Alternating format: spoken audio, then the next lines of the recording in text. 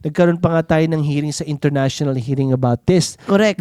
Sa court na kasi talaga naman sa Pilipinas yung kasi ang lapit sa atin, China nandun sa ito pabana pero it's hard to say pero we have to be careful be kasi careful, teka muna ha, oo, kasi oo. baka ma-cancel tayo. Oo nga, pero ako sinasabi ko lang yung sarili ko Okay, kasi this is just your opinion. my opinion Okay. and also what I hear Yes. sa mga tao dun mismo.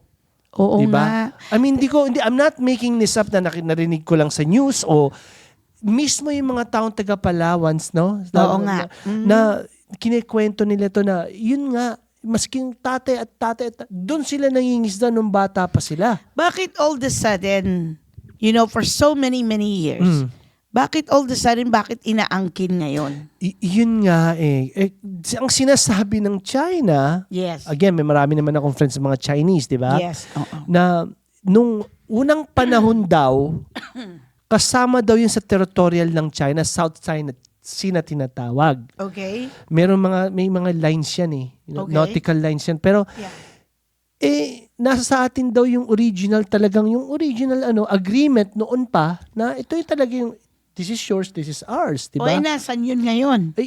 Yun nga, parang walang, nung pumunta sila sa court ng International Court, United Nation, okay?